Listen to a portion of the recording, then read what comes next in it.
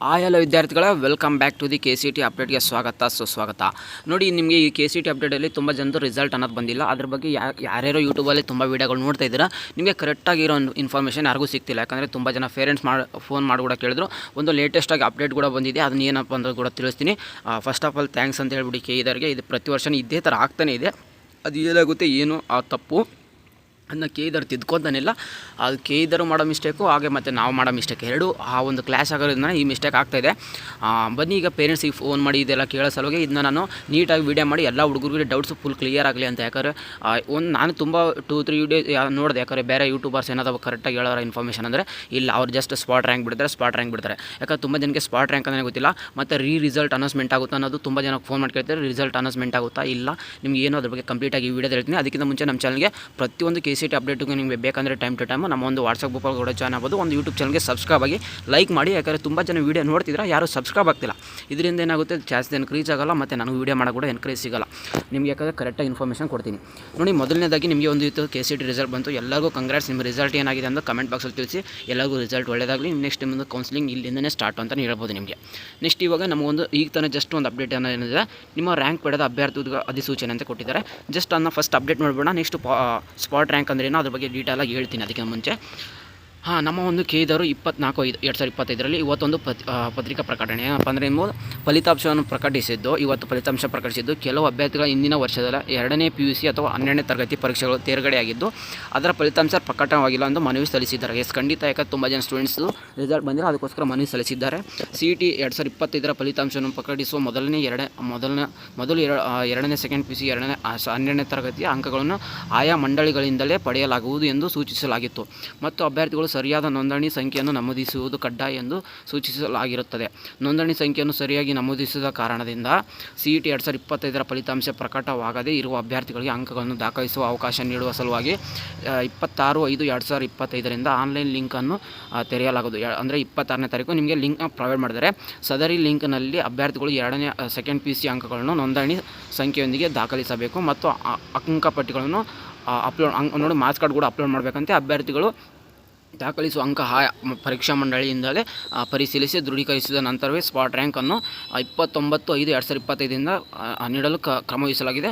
Spot rank ಪಡೆಯಲು ಅಭ್ಯರ್ಥಿಗಳು ಏನಾದರೂ KEಗೆ ಬರುವಂತಿಲ್ಲ ಅಂತ ಅವಕಾಶಗಳು ಹೇಳಿದ್ದಾರೆ. ನೋಡಿ, ಇದರಿಂದ ನಿಮ್ಗೆ ಏನು ಅರ್ಥ ಆಯ್ತು ಅಂದರೆ KE ಮಿಸ್ಟೇಕ್ ಅವ್ರು ಒಪ್ಕೋತಿಲ್ಲ. ಓಕೆ, ಅವರು ಮಿಸ್ಟೇಕ್ ಅಂತ ಗೊತ್ತಿಲ್ಲ. ತುಂಬ ಜನ ಎಲ್ಲರೂ ತುಂಬ ಅಟ್ ಎ ಟೈಮಲ್ಲಿ ರಾಂಗ್ ನಿಮ್ಮ ಒಂದು ರಿಜಿಸ್ಟರ್ ನಂಬರು ರಾಂಗ್ ಹಾಕೊಂಡ್ಕೊತೀರಿ. ಯಾಕಂದರೆ ತುಂಬ ಸ್ಟೂಡೆಂಟ್ಸ್ ಈ ಥರ ಪ್ರಾಬ್ಲಮ್ ಆಗಿದೆ. ಓಕೆ, ನಮ್ಮ ಸ್ಟೂಡೆಂಟ್ಸೇ ತಪ್ಪು ಮಾಡಿದ್ರೆ ಅಂತ ಅಂದ್ಕೊಳ್ಳೋಣ. ಈಗ ಸ್ಟೂಡೆಂಟ್ಸ್ ತಪ್ಪಾದರೂ ನಾವು ಒಟ್ಟಿನಲ್ಲಿ KE ಥ್ಯಾಂಕ್ಸ್ ಹೇಳ್ಬೇಕು. ಯಾಕಂದರೆ ಇನ್ನೊಂದು ಸರಿ ನಮಗೆ ನೋಂದಣಿ ಮಾಡ್ಕೊಳ್ಳೋಕ್ಕೆ ಅಂದರೆ ರಿಜಿಸ್ಟರ್ ಮಾಡ್ಕೊಳ್ಳೋಕ್ಕೆ ಲಿಂಕ್ನ ಪ್ರೊವೈಡ್ ಮಾಡ್ತಾರೆ 26ರಿಂದ. ಒಂದು ಸರಿ KE ಥ್ಯಾಂಕ್ಸು. ಇದು ಸ್ಪಾಟ್ ರ್ಯಾಂಕ್ ಅಂದ್ರೇನು ನೋಡಿ, ಈಗ ನಿಮ್ಮದು ರಿಸಲ್ಟ್ ಆಲ್ರೆಡಿ ಅನೌನ್ಸ್ಮೆಂಟ್ ಆಗಿದೆ. ಎಲ್ಲ ವಿದ್ಯಾರ್ಥಿಗಳದ್ದು ರಿಸಲ್ಟ್ ಅನೌನ್ಸ್ಮೆಂಟ್ ಆಗಿದೆ. ಮತ್ತು ಸ್ಪಾಟ್ ರ್ಯಾಂಕಿಂದ ನಮ್ಮ ರಿಸಲ್ಟ್ಗೆ ಏನಾದರೂ ಒಂದು ತೊಂದರೆ ಆಗುತ್ತಾ? ನೋಡಿ, ಖಂಡಿತ ತೊಂದರೆ ಆಗೋಲ್ಲ.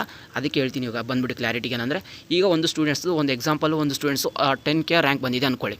ಈಗ ಸ್ಪಾಟ್ ರ್ಯಾಂಕಲ್ಲಿ ಈಗ ಒಂದು ವಿದ್ಯಾರ್ಥಿ ಈಗ ಜಸ್ಟ್ ಅವ್ನು ರಿಜಿಸ್ಟರ್ ಮಾಡ್ತಾನೆ 26ನೇ ತಾರೀಕು. ನೆಕ್ಸ್ಟು ಸ್ಪಾಟ್ ರ್ಯಾಂಕ್ ಬಿಡ್ತಾರೆ. ಅವನು 10Kನೇ ಬರಬೇಕಾಗಿರುತ್ತೆ. ಅವ್ನಿಗೂ 10K ಅಂತಲೇ ಕೊಡ್ತಾರೆ, ಇವನಿಗೂ 10K ಅಂತಲೇ ಕೊಡ್ತಾರೆ. ಇಲ್ಲಿ ಏನಾದರೂ ಫ್ಲ್ಯಾಶ್ ಆಗುತ್ತಾ? ಯಾಕಂದರೆ ಇಬ್ಬರಿಗೂ 10K ಇದೆ. ಇವಾಗ ಏನಾಗುತ್ತೆ ಅಲ್ಲಿ ನಿಮಗೆ ಅವನಿಗೆ G15, G20, G10 ಈ ಥರ ಕೊಡ್ತಾರೆ. ಈ ಥರ ಅಂದರೆ ಅವನಿಗೆ ಎಕ್ಸಾಂಪಲ್ ಆಗಿ G15 ಅಂತ ಕೊಟ್ಟರೆ, G10 ಅಂತ ಕೊಟ್ಟರೆ ಇವನಿಗೆ 10K ಅಷ್ಟೇ 10,000 ಅಂತ ಕೊಡ್ತಾರೆ. ಈಗ ನಿಮಗೆ ಆಪ್ಷನಿಟಿ ಮಾಡಲಿ ಕೌನ್ಸಿಲಿಂಗ್ ಟೈಮಲ್ಲಿ ಯಾರಿಗೆ ಪ್ರಿಫರೆನ್ಸ್ ಜಾಸ್ತಿ, G10 ಅಂತ ಯಾರಿಗೆ ಬಂದಿರುತ್ತೆ ಅವನಿಗೆ ಪ್ರಿಫರೆನ್ಸ್ ಜಾಸ್ತಿ ಆಗುತ್ತೆ. ಅಂದರೆ ಇದರಿಂದ ಅರ್ಥ ಮಾಡ್ಕೊಳ್ಳಿ, ಅವನಿಗೆ 10,000 ಅಂತ ಕೊಟ್ಟರೆ ಇವನಿಗೆ 10,001 ರ್ಯಾಂಕ್ ಅಂದರೆ ಡೈರೆಕ್ಟಾಗಿ ಅಲ್ಲ ಇಂಡೈರೆಕ್ಟಾಗಿ ಕೊಟ್ಟಂಗೆ ಆಯಿತು ಅಷ್ಟೇ. ಸ್ಪಾಟ್ ರ್ಯಾಂಕ್ ಅಂದರೆ ಇದು ಇಷ್ಟೇ. ಇದ್ರ ಬಗ್ಗೆ ನಿಮಗೆ ಯಾರೂ ಕ್ಲಾರಿಟಿ ಕರೆಕ್ಟಾಗಿ ಕೊಟ್ಟೇ ಇಲ್ಲ ಇಲ್ಲಿವರೆಗೂ ನಾನು ನೋಡಿದ್ದೀನಿ. ಸ್ಪಾಟ್ ರ್ಯಾಂಕ್ ಬಗ್ಗೆ ಇಷ್ಟೊಂದು ಕ್ಲಾರಿಟಿ ಇದ್ದರೆ ಸಾಕು ನಿಮಗೆ. ಇವಾಗ ನಿನಗೆ ಇನ್ನೊಂದು ಸ್ಟೂಡೆಂಟ್ಸ್ದು ಹೇಳ್ಬೋದಂದರೆ, ಇನ್ನೊಂದು ಎಕ್ಸಾಂಪಲ್ ಸ್ಟೂಡೆಂಟ್ಸ್ದು 6K ಇಲ್ಲ 6,500 ಬಂದಿದೆ ಅಂದ್ಕೊಳ್ಳಿ. ಈಗ ಒಂದು ಸ್ಪಾಟ್ ರ್ಯಾಂಕಲ್ಲಿ ಇನ್ನೊಂದು ಸರಿ ಇನ್ನೊಬ್ಬೊಂದು ಸ್ಟೂಡೆಂಟ್ಸ್ದು ಯಾರ್ದು ಅನೌನ್ಸ್ಮೆಂಟ್ ಆಗಿಲ್ಲ, ಸ್ಪಾಟ್ ರ್ಯಾಂಕಲ್ಲಿ ಅವನು 6,500 ಬರಬೇಕಿತ್ತಂದರೆ ಅದೇ ರ್ಯಾಂಕ್ ಕೊಡ್ತಾರೆ. ಬಟ್ ಅವನಿಗೆ G655 ಅಂತ ಪಕ್ಕದಲ್ಲಿ ಮೆನ್ಷನ್ ಮಾಡ್ತಾರೆ. ಇದರಿಂದ ಅವನಿಗೆ ಪ್ರಿಫರೆನ್ಸ್ ಜಾಸ್ತಿ ಆಗುತ್ತೆ. ಇವನಿಗೆ 651 ಅಂತ ಕೊಡ್ತಾರೆ ಅಷ್ಟೇ, 501 ಅಂತ ಕೊಡ್ತಾರೆ. ಒಂದು ರ್ಯಾಂಕ್ ಇವ್ನು ಡೌನ್ ಆಗ್ತಾನೆ, ಒಂದು ರ್ಯಾಂಕ್ ಅಲ್ಲಿ ಅವ್ನು ಕೊಡ್ತದೆ. ಬಟ್ ಆದರೆ ಇದರಿಂದ ಏನಾದರೂ ಡೈರೆಕ್ಟಾಗಿ ನಿಮಗೆ ಇಂಡೈರೆಕ್ಟಾಗಿ ಕೊಟ್ಟಂಗೆ ಅದು. ಯಾಕಂದರೆ ಈಗ ರ್ಯಾಂಕ್ನ ಚೇಂಜ್ ಮಾಡೋಕ್ಕಾಗಲ್ಲ. ಯಾಕಂದರೆ ತುಂಬ ಲಕ್ಷ ಗಂಟಲೆ ಹುಡುಗರು ಆಲ್ರೆಡಿ ನಿಮ್ಮ ರ್ಯಾಂಕ್ಗಳು ತಿಳ್ಕೊಂಡಿದ್ದಾರೆ. ನಿಮ್ಮ ರ್ಯಾಂಕಿಗೆ ಯಾವುದೇ ಥರ ತೊಂದರೆ ಆಗೋದಿಲ್ಲ. ಸ್ಪಾಟ್ ರ್ಯಾಂಕ್ ಬಂದಾಗ ಕೂಡ ತೊಂದರೆ ಆಗೋದಿಲ್ಲ. ಯಾವ ವಿದ್ಯಾರ್ಥಿಗೂ ತೊಂದರೆ ಆಗಲ್ಲ, ಈ ವಿದ್ಯಾರ್ಥಿಗೂ ತೊಂದರೆ ಆಗಲ್ಲ. ಜಸ್ಟ್ ಅದು ನಮ್ಮ ಒಂದು ಆಲ್ಗೋರಿದಮ್ ಆ ಥರ ಬಿಲ್ಡ್ ಮಾಡಿದ್ದಾರೆ ಅಂದರೆ ಸಾಫ್ಟ್ವೇರಲ್ಲಿ. ಆ ಸಿಸ್ಟಮ್ ಏನು ಮಾಡುತ್ತೆ ಅಂದರೆ ಒಂದು ರ್ಯಾಂಕ್ ಮಾತ್ರ ಇವನಿಗೆ ಹಿಂದೆ ಕಳಿಸುತ್ತೆ. ಈಗ ಯಾರು ಸ್ಪಾಟ್ ರ್ಯಾಂಕ್ ಬರ್ತಾನೋ ಒಬ್ಬನಿಗೆ ಮುಂದೆ ಒಂದೇ ಒಂದು ರ್ಯಾಂಕ್ ಮುಂದೆ ಬರುತ್ತೆ ಅಷ್ಟೇ. ಇದರಿಂದ ಯಾವುದೇ ಥರ ವಿದ್ಯಾರ್ಥಿ ತೊಂದರೆ ಆಗೋದಿಲ್ಲ ಒಂದೇ ಒಂದು ರ್ಯಾಂಕಿಂದ. ಇಷ್ಟು ಒಂದು ಸ್ಪಾಟ್ ರ್ಯಾಂಕ್ದಾಗಿತ್ತು. ಮತ್ತು ಇವತ್ತೇನಪ್ಪ ಗುಡ್ ನ್ಯೂಸ್ ಅಂದರೆ ಇದೆ, ಒಂದು ರಿಜಿಸ್ಟರ್ ನಮಗೆ ಲಿಂಕ್ ಬಿಡ್ತಾರೆ. ಮತ್ತು ಯಾಕಂದರೆ ಒಂದೇ ಒಂದು ವಿದ್ಯಾರ್ಥಿ ಕೂಡ ನಾನು ಕೆ ಇ ಕಡೆಯಿಂದ ಯಾವುದೇ ಥರ ತೊಂದರೆ ಆಗಬಾರ್ದು. ನಂದು ಒಂದು ಮನವಿ ಕೂಡ ಅಷ್ಟೇ. ಕೆ ಇದವರು ಅದೇ ಮಾಡ್ತಾರೆ ಪ್ರತಿ ವರ್ಷ. ಯಾಕಂದರೆ ನೀವು ಇಲ್ಲಿ ಅರ್ಥ ಮಾಡ್ಕೊಳ್ಳಿ, ಕೆ ಇದವ್ರದ್ದು ಇದು ಒಂದು ಸಣ್ಣ ಪ್ರಾಜೆಕ್ಟ್ ಅಲ್ಲ. ಪ್ರತಿ ವರ್ಷ ತುಂಬ ಅಂದರೆ ಎಷ್ಟು ಲಕ್ಷ ವಿದ್ಯಾರ್ಥಿ, ಆಲ್ಮೋಸ್ಟ್ 3 ಲ್ಯಾಕ್ ಸ್ಟೂಡೆಂಟ್ಸ್ಗೆ ಒಂದು ಎಕ್ಸಾಮ್ನ ನಡೆಸಿ ಆ ಎಕ್ಸಾಮ್ನಿಂದ ಎಲ್ಲ ವಿದ್ಯಾರ್ಥಿಗಳು ರ್ಯಾಂಕ್ ಅನೌನ್ಸ್ಮೆಂಟ್ ಮಾಡಿ ಕೆ ಇಗೆ ಅಡ್ಮಿಷನ್ಸ್ ಎಲ್ಲ ಕೆ ಇ ಕಡೆಯಿಂದನೇ ಅಡ್ಮಿಷನ್ ಮಾಡಬೇಕು ಒಂದು ಪ್ರತಿಯೊಂದು ಕಾಲೇಜು ಮತ್ತು ಎಲ್ಲ ಕೋರ್ಸ್ಗಳು.